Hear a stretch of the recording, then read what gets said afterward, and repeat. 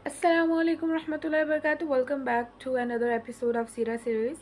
और हम अल्लाह के नबी सल्लल्लाहु अलैहि वसल्लम की रिज़ात और कफ़ालत के बारे में पढ़ रहे थे, और हम पढ़ रहे थे कि किस तरह से अल्लाह के नबी सल्लल्लाहु अलैहि वसल्लम को हज़रत हलीमा सादिया ने जो है वो गोद लिया, और उनके घर नबी करीम सल्लल्लाहु अलैहि वसल्लम की आमद के साथ ही बहुत सारे अजायबात का, बहुत ज़्यादा ब्लेसिंग्स का जो है वो ज़हूर होने लगा।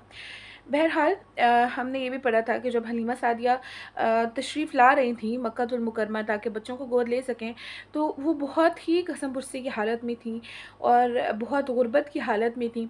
और सिचुएशन ये थी कि उनके पास ढंग का जानवर भी नहीं था कि जिससे वो सवार हो सकती। लेकिन जब अल्लाह के नबी सल्लल्लाहु अलैहि वसल्लम को गोद लिया और काफ़िले की रवानगी का वक्त आया और सब सवार होकर चल पड़े, हज़रत हलीमा भी अल्लाह के नबी सल्लल्लाहु अलैहि वसल्लम को लेकर सवार हुई। और हज़रत हलीमा की वो सवारी कि जिसे पहले मार मार कर चलाया जाता था, अब वो बिजली की सी रफ्तार से चल रही थी और किसी तरह नहीं रुक रही थी। यानी उसकी स्पीड कई गुना ज़्यादा बढ़ चुकी थी, और उसके अंदर वो सारा लागरपन, वो कमज़ोरी, वो हर चीज़ ख़त्म हो चुके थे। साथ वाली औरतें बहुत हैरान हुई, और साथ वाली औरतों ने पूछा कि हलीमा, क्या ये वही सवारी है? क्योंकि ये तो इस टाइम बिल्कुल डिफरेंट लग रही है, ये तो लग ही नहीं रहा कि ये वही सवारी है। बहरहाल इस तरह काफ़िला बनी साद पहुंचा। हज़रत हलीमा फरमाती हैं कि उस वक्त जो बनी साद जहाँ पर आबाद था, उस सरजमीन से ज़्यादा कहत कहीं और मौजूद नहीं था। मेरी बकरियां जब चरागाह से वापस आती हैं तो वो दूध से लबरेज होती हैं, लेकिन जब बाकी लोगों की आती हैं तो दूध का एक कतरा भी नहीं होता था। ये देखकर लोगों ने अपने चरवाहों से कहा कि तुम भी उसी जगह चराया करो जहाँ हलीमा की बकरियां चरती हैं। तो ऐसा ही किया गया, लेकिन उसके बावजूद जब हलीमा की बकरियां आती तो वो दूध से लबरेज होती, उनके पेट भरे हुए होते, लेकिन जब बाकी लोगों की बकरियां आती तो उनमें दूध नहीं होता था। ये सारी जो ब्लेसिंग्स थी, ये सारी जो रहमतें थीं, ये बरकतें थीं, ये अल्लाह के नबी सल्लल्लाहु अलैहि वसल्लम की मौजूदगी की वजह से थीं।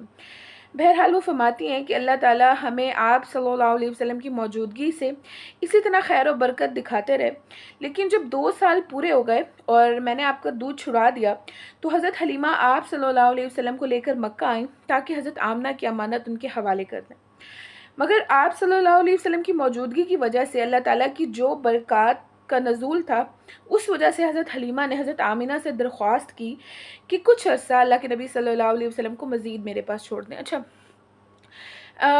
मोस्ट प्रोबेबली ऐसा नहीं था कि सिर्फ ब्लेसिंग्स की वजह से, सिर्फ बरक़ात की वजह से, सिर्फ उन चीज़ों की वजह से, बल्कि ये भी हो सकता है कि हज़रत हलीमा सादिया, बल्कि हो सकता है नहीं, यकीनन ऐसा ही था कि हज़रत हलीमा सादिया अल्लाह के नबी सल्लल्लाहु अलैहि वसल्लम से मोहब्बत बहुत ज़्यादा करती थी। अल्लाह के नबी सल्लल्लाहु अलैहि वसल्लम की पर्सनैलिटी अल्लाह सुब्हानहू व तआला ने जो बनाई थी, वो शुरू से वो पर्सनैलिटी थी कि जिससे लोग अट्रैक्ट होते थे, जिससे लोगों को मोहब्बत हो जाती थी।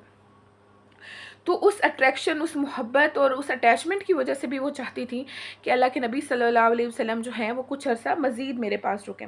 और उन दिनों मक्कातुल मुकर्रमा में कोई वायरस फैला हुआ था, कोई वबा फैली हुई थी, और बच्चे बीमार हो रहे थे, और उधर हज़रत हलीमा का गैर मामूली इसरार था। इस वजह से हज़रत आमिना ने हज़रत हलीमा की दरख्वास्त मंजूर की और आप सल्लल्लाहु अलैहि वसल्लम को उनके हमरा जाने की इजाज़त दे दी। इस तरह हज़रत हलीमा आप सल्लल्लाहु अलैहि वसल्लम को लेकर बनी साद वापस आ गईं, और चंद माह गुजर जाने के बाद अल्लाह के नबी सल्लल्लाहु अलैहि वसल्लम माशाल्लाह बड़े हो चुके थे, तो वो अपने जो रज़ाई भाई थे, यानी जो हज़रत हलीमा सादिया के अपने बेटे थे, उनके साथ वो जंगल में बकरियां भी चराने लगे। कल हम इंशाल्लाह अल्लाह के नबी सल्लल्लाहु अलैहि वसल्लम के एक मौज़े जो शक्ल सदर का मौज़ा है उसके बारे में पढ़ेंगे। तब तक के लिए अल्लाह हाफ़िज़।